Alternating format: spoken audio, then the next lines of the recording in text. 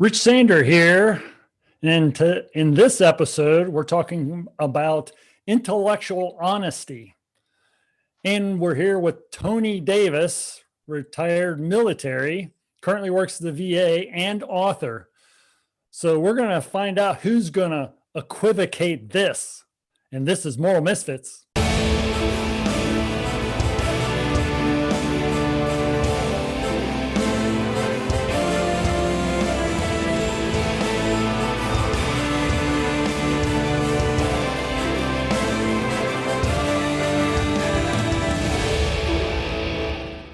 Hey, Tony, how you doing?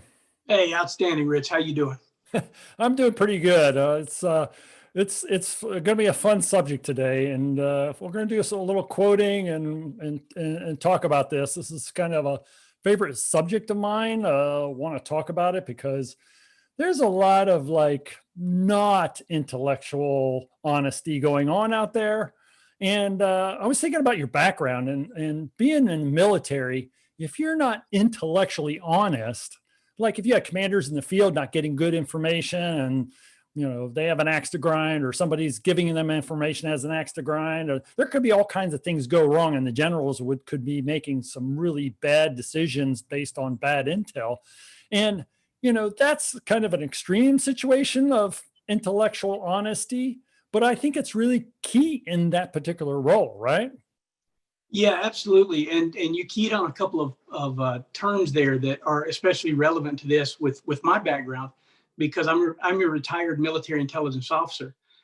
And that was one of the things that I was responsible for doing, was giving an unvarnished, honest assessment of what the adversary is doing, the current situation that we're facing. And it was super, super important that I was intellectually honest with what I was doing, not what I wish were true, not what I think might be true, but what is actually most likely true based on all the available evidence. And, one of our most famous former officers, Colin Powell, famously used to give his staff instruction to make sure that when you're briefing him, you make it very clear what you think you know, what you actually know, and make sure that he knows the difference so that he can make effective and informed decisions. Yeah, I think it's really key in that particular situation.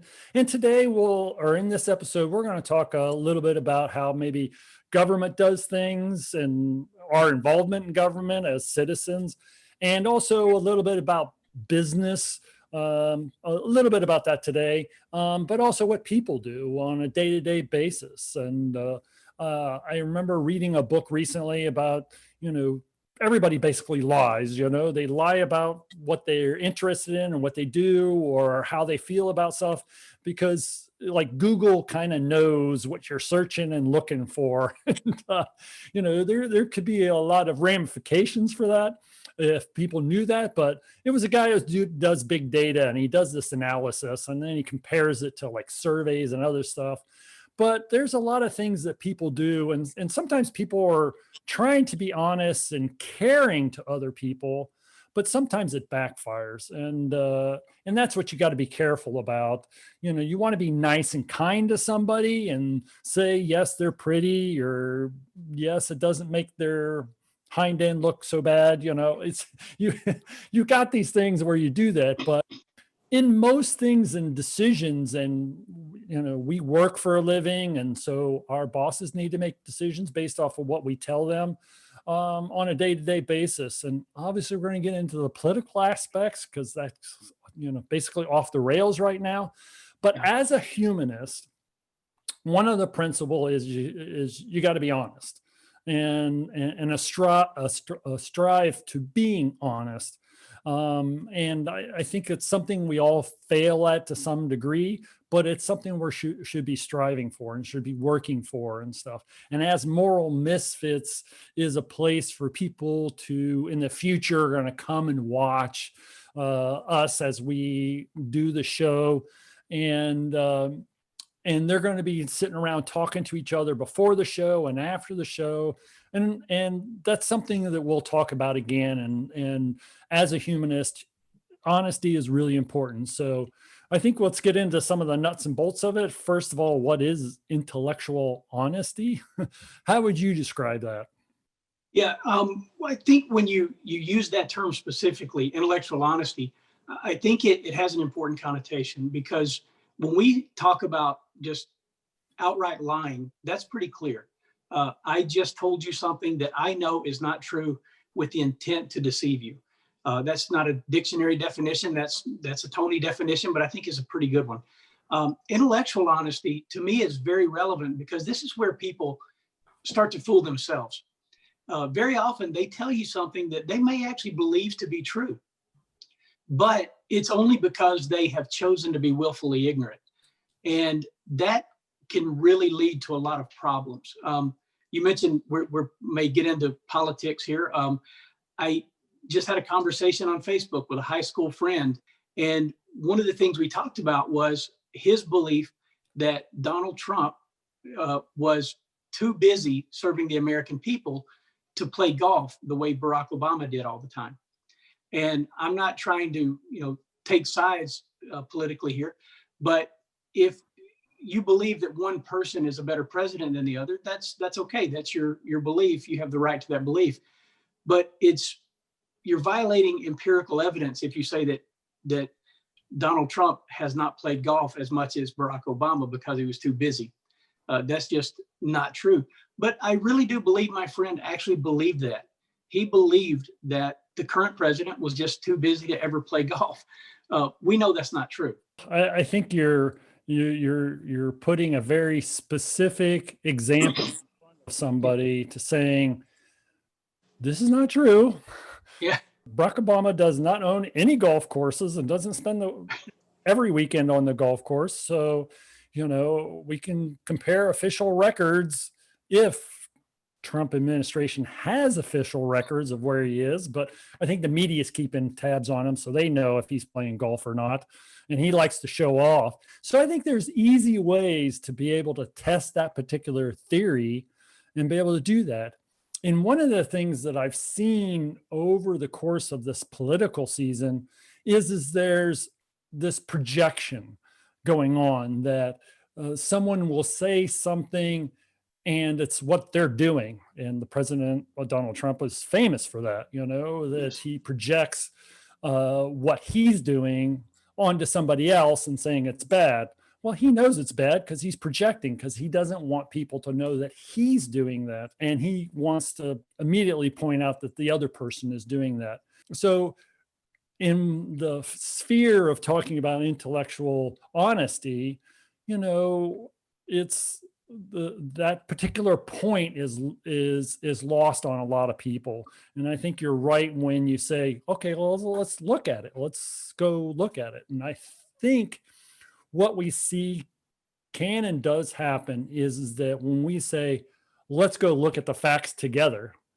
And I'd spend a lot of time with friends and saying, if I'm going to spend my time and you're going to spend your time to spend time looking at the facts and looking at the evidence, and we spend that particular time, are you willing to change your mind based off of the facts and the ethics of it? And it's interesting that the kind of responses that I would get back as I would talk to them, and very few people would say, oh yeah, let's go do that. They wouldn't want to do that. And that's one of the things that I find difficult to have a conversation with somebody, and then they just either shut up or they say, I'm not interested in that, or they change the subject, or they don't answer that particular question and stuff. And that's when things are not going to happen, Yeah.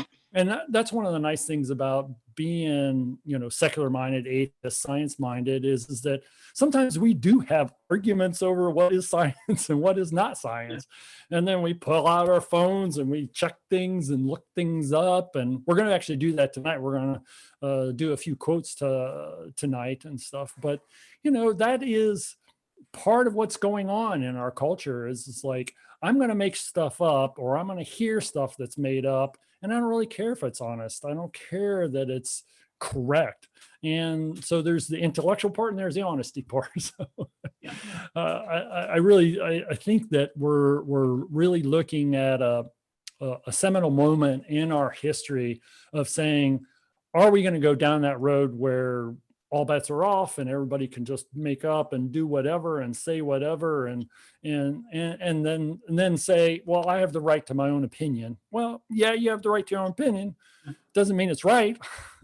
Right. I think Neil deGrasse Tyson says, well, if you have your own personal truth, you have your belief system, but then there's an objective truth, and that objective truth comes out to whether it's not you, it's not him, it's not or who it matters. It just is. It's the same for everybody. Yes. And that's the kind of objective truth that we have to talk about. And that's one of the things that we do. And I have a quote, intellectual honesty is applied method of problem solving. So if we're going to try to problem solve, that's really what we're all trying to do is we're trying to say, okay, I have my opinion, you have your opinion, we're trying to decide this.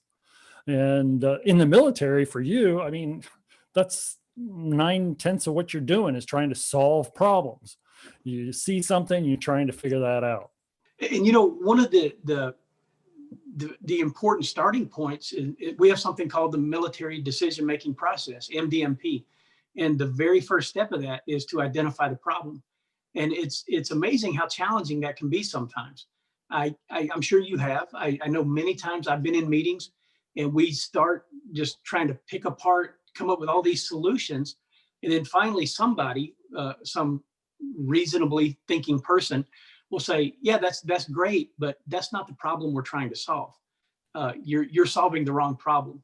And that's another example of intellectual honesty. You got to be honest about what it is you're trying to solve in the first place.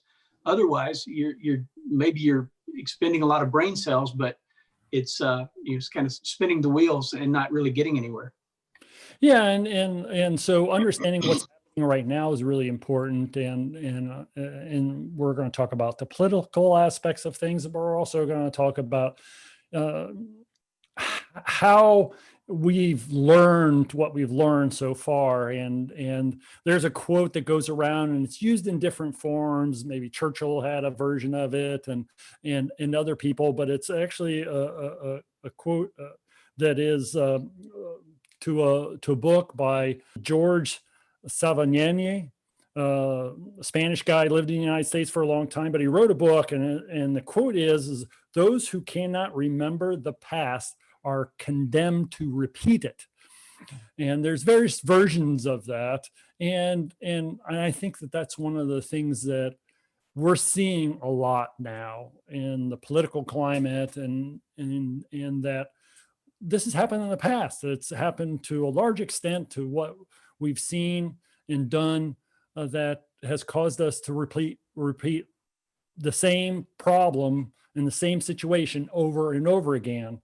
And as a humanist, it's like, okay, let's get beyond this. Okay, we understand the past, we understand the situation here. Once we understand the facts as objective facts, then the solution is usually right in front of your face. It's rather obvious in most cases. Sometimes people could choose to go one way or choose to go the other way, but in most cases, it's a pretty obvious solution to what you need to do. I think climate change is a great example. I mean, if you talk about it, defining the problem is the problem sea level rise? No. Is the problem, China polluting and India polluting? No, everybody's polluting. It's putting too much carbon, as Elon Musk said, putting this pre-Cambrian carbon into our air is the dumbest experiment in history. Agreed. So that's the problem. There's too much carbon in the air, and there's going to be other gases that are going to be too much in the air, and it's going to just be too much of a problem. So I think that you're right when you say you got to actually figure out what the actual problem is in order to solve it.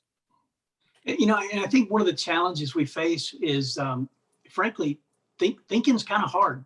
It's not that easy sometimes. I mean, it's easy to daydream, but to actually think in a constructive way, in a critical way, an intellectually honest way, is kind of hard. I mean, it's almost like exercising. And the good news is, I know you're well aware of this. We have really good ways of determining, separating false ideas from true ideas, and good ideas from better ideas. And very often we don't know, and I think probably most scientists would tell you, we don't know much for an absolute fact, but we do know what is most likely true based on the available evidence. And I repeat that a lot because it's pretty rare that I actually know with absolute certainty what is true. But it's pretty easy to figure out that idea that guy has is probably not true. It's not supported by evidence. Maybe what he wants to be true. And I think it's perfectly fine to try to make the world into what you think it ought to be. But I think it's completely wrong-minded to assume the world is the way you want it to be. The world is the way it is, regardless of what you want. Yeah. Yeah. There's a quote from George Orwell. When I talk to anyone or read the writing of anyone who has an axe to grind, I feel that intellectual honesty and balanced judgment has simply disappeared from the face of the earth. Anyone's thought is forensic, meaning they make up a case for it. So anyone is simply putting a case with a deliberate suppression of the opponent's point of view, in that what is more with complete insensitivity to any suffering of suffering of anybody else, except for those of himself and his friends. And I think that was so key to understand, that if somebody's having an axe to grind, this is my situation, this is what I'm feeling, and not taking into consideration other people. And we talked before on the show about empathy, having empathy. And if that empathy is not there, then a lot of what's going on is simply, this is my situation, this is my worldview, this is what I see from my friends and family, and this is it. And it's not empathy to what's going on with other people. And I find that disheartening that empathy is not there. I can understand people having the emotions to care about themselves and their family, but they should also have this empathy to care for others. And when you're really going to take a situation and really understand it so you can make changes that are effective and actual steps, then if you're not doing that, then you're going off on a tangent. You're not getting to that goal of accomplishing, tackling that particular problem or issue or your goals. You can't do that unless you're intellectually honest and say, okay, I made a mistake. I didn't understand this correctly. I wasn't aware of this. Those are those things that have that empathetic aspects of being a humanist that people are going to look at and saying, oh, well, that makes more sense. That makes the world a better place. I mean, you're an atheist and humanist, and you wrote a book, God's Love and Other Ethical Dilemmas. Yeah, God loves you. Some restrictions may apply, and many other Christian dilemmas. Yeah, so there's a lot of dilemmas in there and stuff. A lot. And I had the other day, and we're going to talk about business real quick and stuff. An envelope come and it says official notice. It's like, okay, official notice. This sounds like important. I think I got to open this up. It had a little tab on the side of the envelope. It's like, it was kind of ambiguous with the labeling on the outside of it. And open it up, it's a credit card application. So I think those credit card companies ought to take a chill pill a little bit. I know their marketing people, want to get that. I think that somebody somewhere is probably making some commission on the number of people that actually actually do that works for. I don't think it's honest. I don't think it's the way you want to get people. It turns me off. Actually, it's like, well, I don't really want to apply for that credit card, and Yeah. because they're not being honest. Say something. Get 5% off of something. That's different. But to say official notice. I thought it might have been like something from the government. Oh, you've been officially notified. You're going to get some tax money back. I don't know, something like that. Well, you referenced, you used the word empathy several times. And you also, when we first started talking about this, you mentioned, I forgot how you said it, but when someone asked, does this make my butt look big or something like that? Yeah. It is important to be honest, but you can be empathetically honest. And there's a saying that I learned when I did some public relations work when I was in the military. And one of the things that the not public relations, public affairs, close, but not exactly the same thing. And a brigadier general named Brooks told us that when you're doing public affairs, you have to tell the truth 100% of the time, but you don't have to tell 100% of the truth. And that may sound like hair splitting or semantics, but it matters, because if you're an official spokesperson for an organization like the United States Army, and you can't be trusted to tell the truth, then that's problematic, because the American people, that's who we work for. The American people need to know that we're going to be honest with them. But there are some things you just can't tell the American people. If you're moving, the 82nd Airborne is going to do an insertion into Baghdad tomorrow. You can't be saying that, because that's just not, is perfectly maladaptive to the success of your mission. And sometimes the answer is, I'm not going to tell you. But that's different from actually lying about it. Yeah, and I think you really make an important point about that.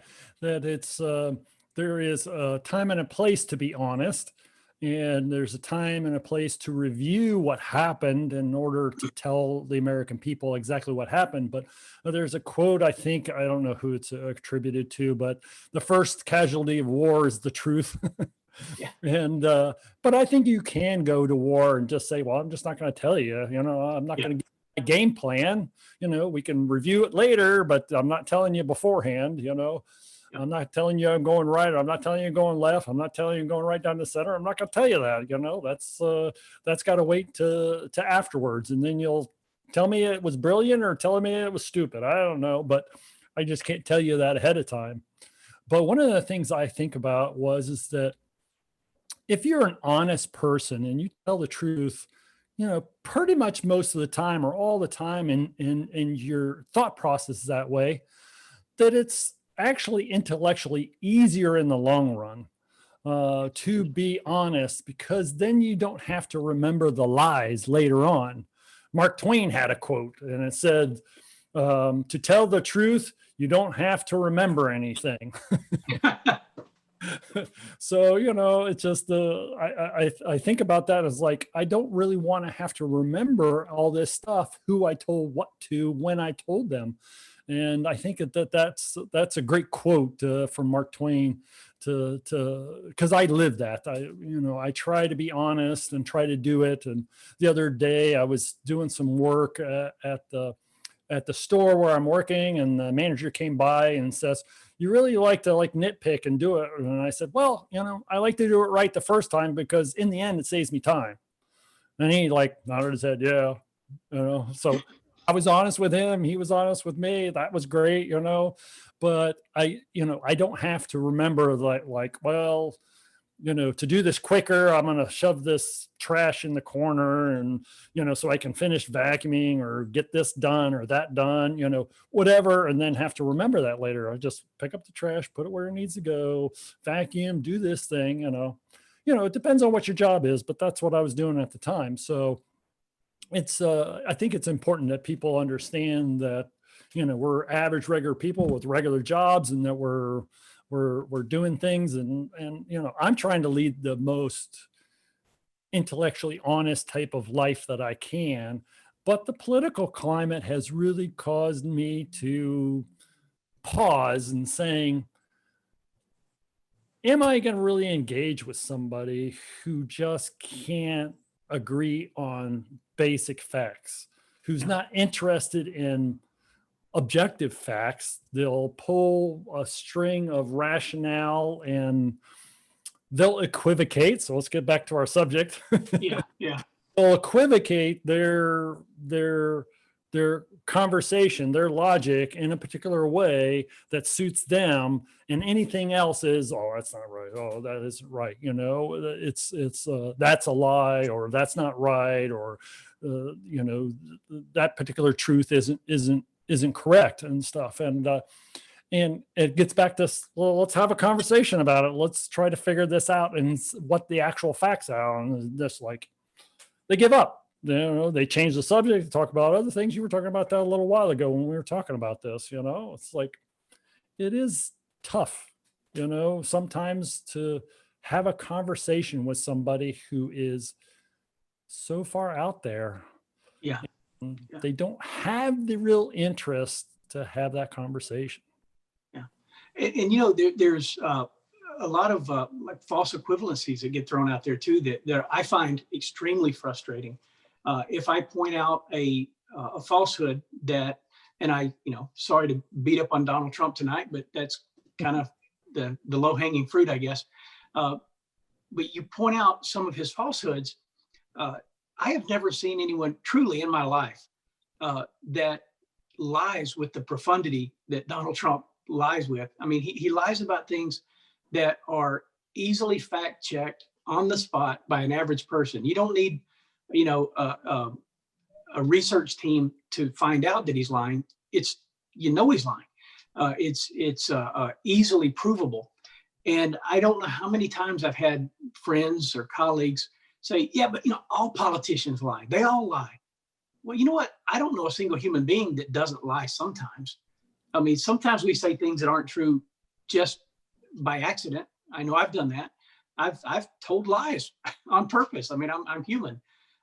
But I sort of compare it to say that, excuse Donald Trump's lies because all politicians lie is like saying, oh, have you ever exceeded the speed limit, or have you ever run a red light?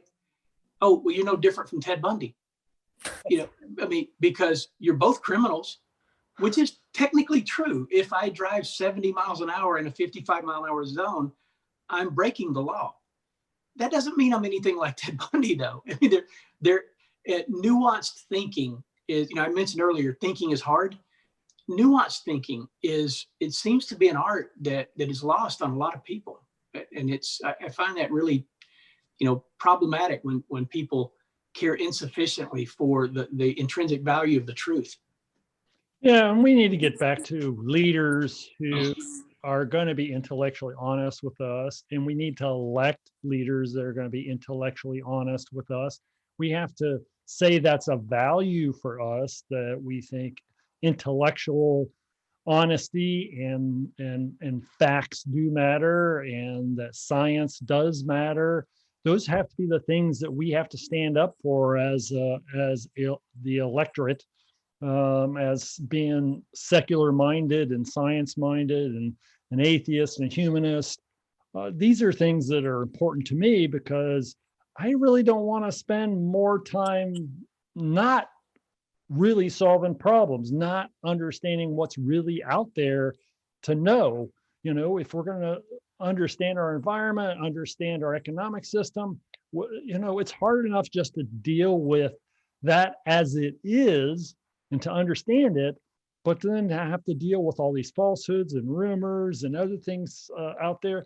We really need good leadership. And I have another quote for you from Jack Welch. He was the president and ran GM for 20 some years, considered in the business community as a great businessman and stuff. And he says the most important quality of leadership is intellectual honesty. the reality principle, the ability to see the world as it really is, not as you wish it to be. And I can't say anything bad about that particular quote. I might equivocate a little bit about what he did as a businessman, but not much.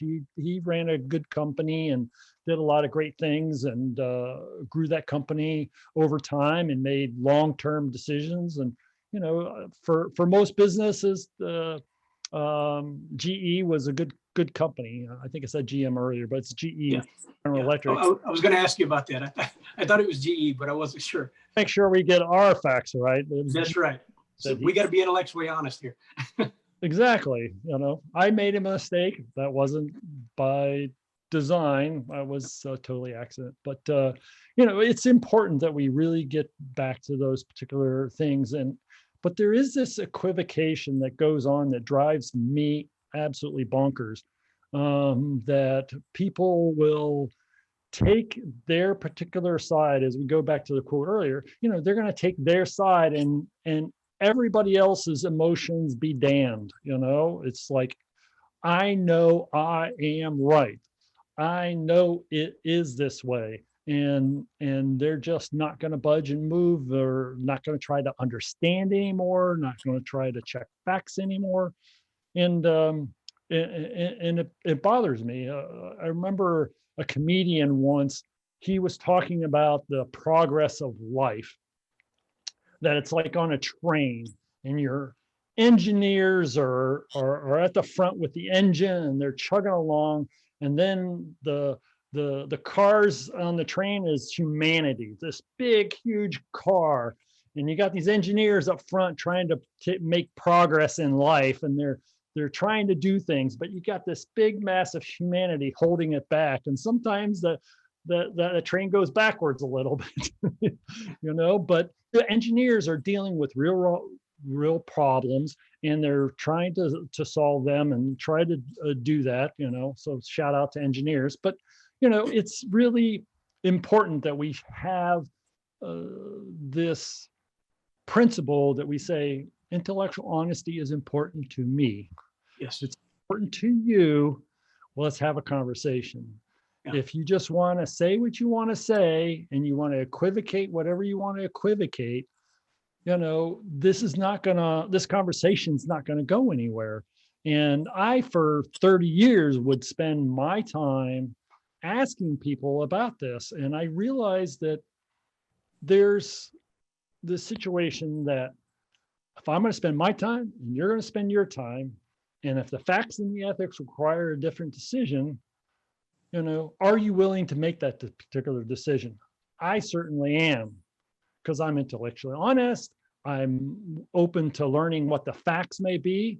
I think I understand the facts, and we can certainly have a debate about what the solution might be. But if you can't agree on the facts, then we can't go anywhere.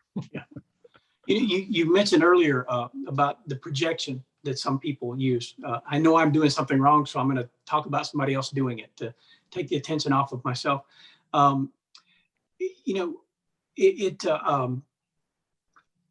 see this a lot with people that will tell, if you don't see things their way, if you're having a discussion, you're trying to reason with them, they're trying to reason with you.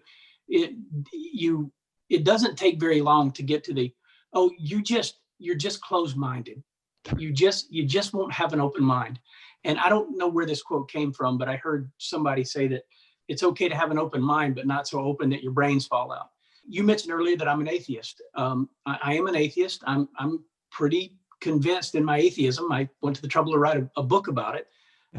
But I also find myself politically, I still consider myself a centrist, but I would say I'm probably a little bit left of center, but I'm not a member of any political party.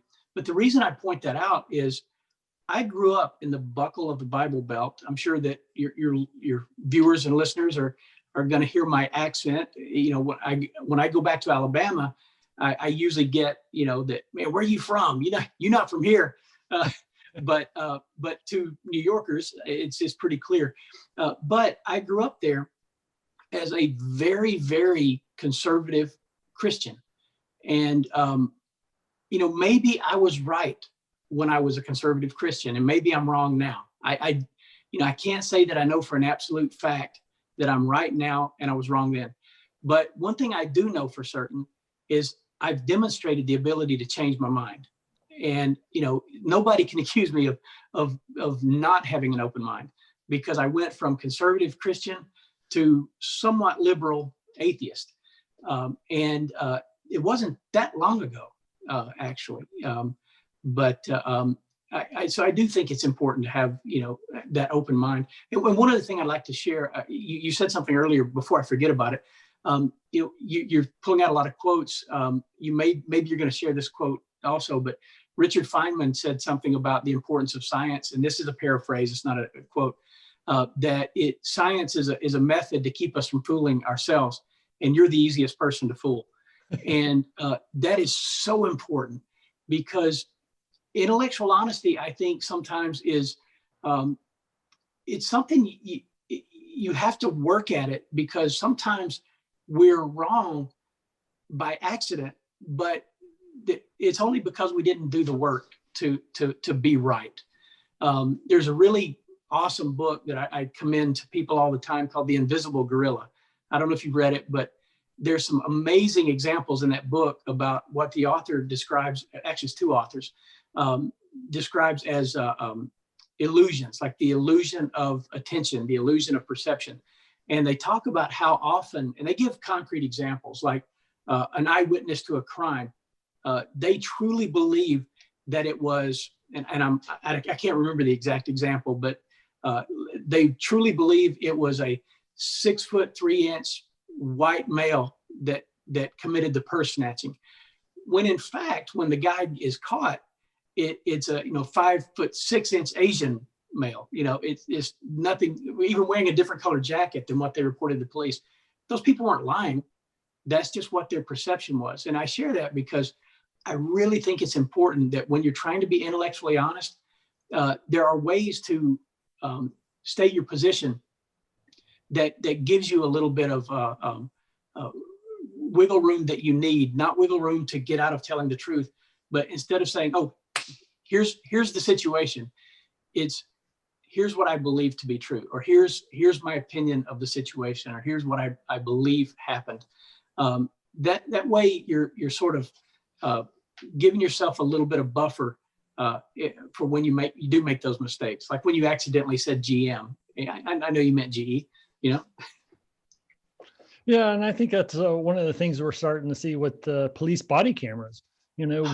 We're seeing actual footage, and it's kind of hard sometimes to lie around that. It's like, oh, well, I actually did do that. It's right there on the video, and it also keeps cops honest, and knowing that they press a button and they're recording, and that interaction's got to be lawful, and it's got to be courteous, and what we see a lot of the bad stuff. We don't see all the stuff that goes on day by day, and the vast majority of police are great people doing a hard job, and we give our hats off to that. But there are people out there, just in the general population, just in the police force population, there are some people that are not doing their right job, not doing it that way. And, I think it's easier in the end to do the right thing. I think it's intellectually honest to understand the situation better. And as we have more video in the world, there's a lot more of this honesty being shown to the rest of the world. But then we're also seeing this to where, videos can be manipulated and they can be changed, and they, and sometimes it's hard to go back and say, oh, they cut that out and they put this in, or they did this. It looks like it's all the same stuff, but it's not. Those are important clues, and that's evidence. And that's really what we're trying to talk about is it's like, okay, can we really understand that this is correct?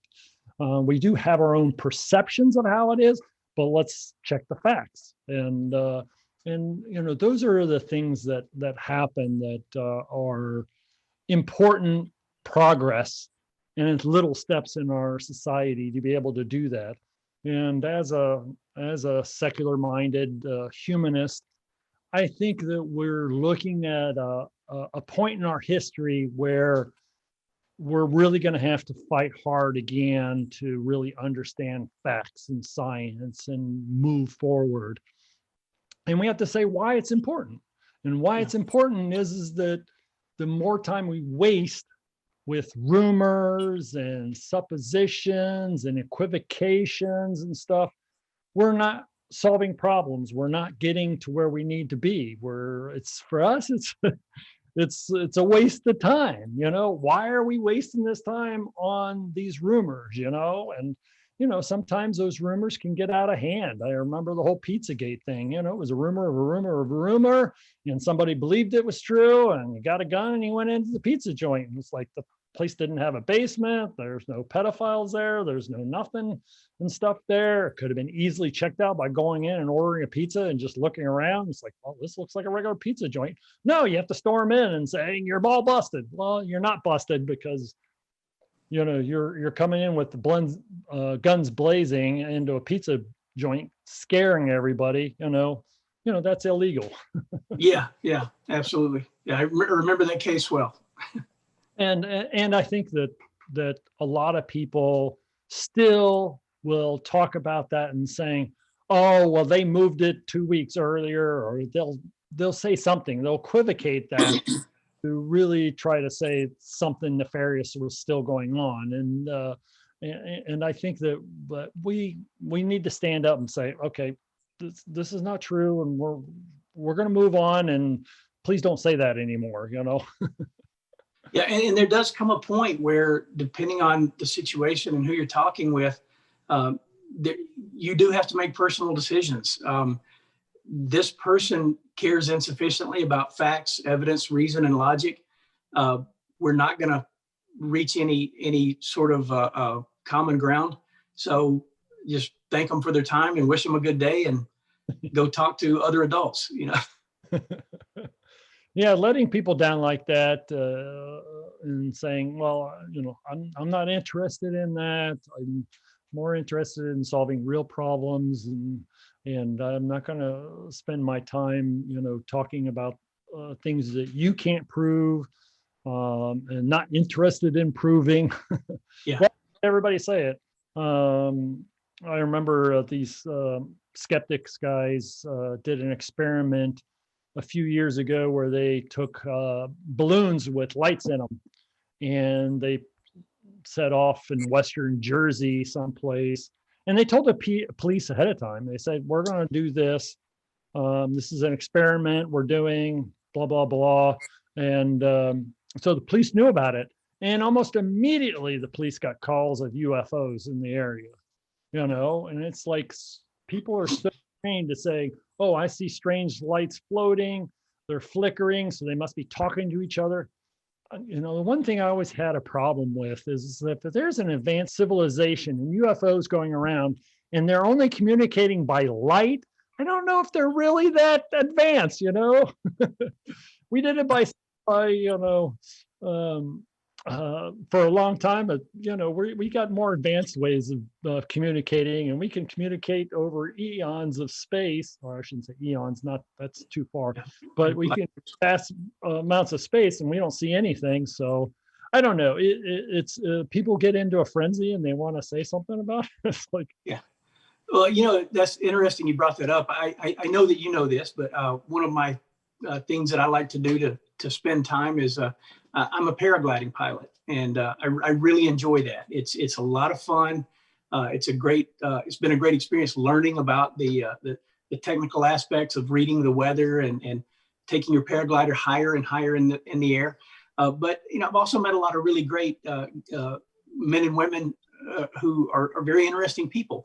And one of them recently was sharing with a group about a UFO that he saw also in Jersey. And it turns out it was a Goodyear blimp over the MetLife. Is it MetLife? Whatever the stadium is over there. I was skeptical, and I was surprised at how easily everybody was piling in. Oh yeah, that had to be a UFO. And I said, well, guys, remember what UFO means. no doubt it was a UFO because it was flying and you didn't know what it was. So it was unidentified. That doesn't mean it's an alien from another planet.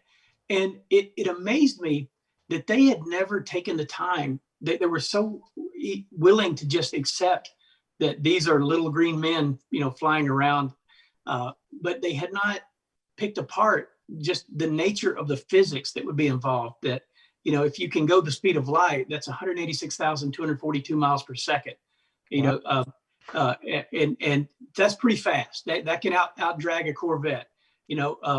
But to get from here to the closest star other than the sun would take 4.1 years if you could go that fast. And according to our current understanding of physics, you can't go that fast anyway. So any alien civilization that could get here from what's probably hundreds or thousands of light years away, I'm pretty sure they're not going to be just easily picked out by us. They're not going to be probing rednecks in trailer parks in Alabama. I hope nobody's offended by my use of the word redneck, but I'm from Alabama, so I think I can get away with that.